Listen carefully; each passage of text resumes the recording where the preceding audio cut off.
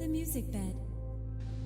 Civil engineering practice concerns itself with safety, and then it evolved to reliability-based design, followed by risk-informed design, and resilience looks at beyond failure to deal with recovery.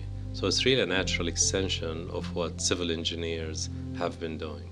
The music bed. It's not a new concept by any means, but it's become so important because what we're learning is that the past is not necessarily the best predictor of the future anymore, that there are changing conditions, and resiliency really captures that opportunity to look at how we might deal with change and to what degree we want to deal with that change.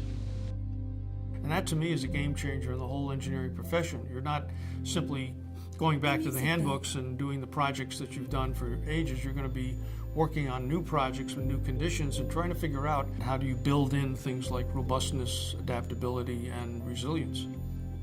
So if you have New York City, for example, when it gets hit with a hurricane or a terrorist attack, it's an economic center of the world, and it has far-reaching effects. Same thing in Tokyo. Major earthquake or a tsunami in Tokyo could cause a worldwide recession, if not even a depression. But that's something that a community needs to think about.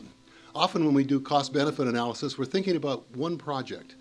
And really that project may have a rippling effect across the entire community if it doesn't work. If the electrical system goes down, it's very difficult for anything to come back to life until the electrical system comes back. If the roads are blocked, the people that restore the electric power can't get to the electric power to restore it. So there's these complicated interdependencies that have to be thought of.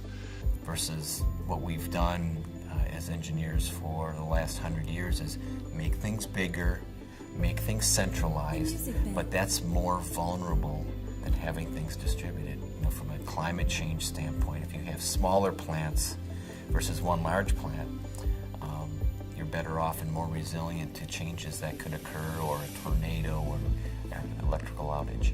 And how can we make the business case that says that you shouldn't be relying on massive injections of cash every time there's a disaster, that we should have that resiliency that means that this infrastructure and these houses and communities that people live will actually be far more enduring. But resilience is critical, and it's very important to infrastructure because it looks at the long-term impacts that climate change have, that changing operating conditions have on projects, and it looks at how do they adapt to those changing conditions and how do they bounce back from situations when an extreme weather event occurs, for example. These storms are happening all across the country. We joke that 100-year storms are happening every week. When you see something like we did in New York State with Superstorm Sandy, we had massive flooding and massive damage.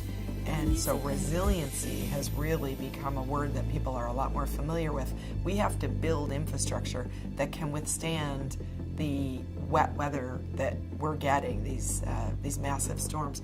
The cities that are leading the practice are essential to help us understand what works and what doesn't.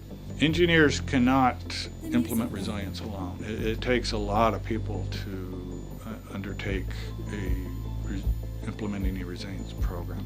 I think engineers need to be talking to a lot of different kinds of people to create a well-functioning, resilient world. You know, when we talk about community resilience, the stakeholders that are involved in that is really everybody in the community. The public is involved, the leadership of the community is involved, the designers are involved, the contractors are involved. Everybody has a part to play. From my perspective as a county government official, I would encourage engineers to be both the technical expertise that we need and the leadership that we need. Resilience and sustainability have a number of commonalities, but there's also a number of differences. Sustainability is a concept or a notion that's broader than resilience. Sustainability includes resilience. A non-resilient system is non-sustainable. So I think of sustainability as being the things that you do to last for the long term. I think of resilience being a more active response to the threats that may occur in the future. I'm very concerned about the future, but in the same sense, I'm very optimistic that the engineers of today and tomorrow and the new ones we're getting out of college will have some excitement perhaps that they never had before. Certainly there's some serious problems out there. We continue what we're doing and we continue to warm the planet, we continue to use up resources. The challenges are going to be great, and our challenge particularly is going to be how do we maintain our quality of life in this new era. It's important that we all pay attention to what's going on worldwide because we can learn from each other. It's one planet, it's one set of hazards, and it's one set of resources that we have to work with. It really is to our benefit to pay attention to what happens and to pay attention to how people respond, how they're able to work around the issues so that we can find the most effective way to create resilient communities. The Music Bed.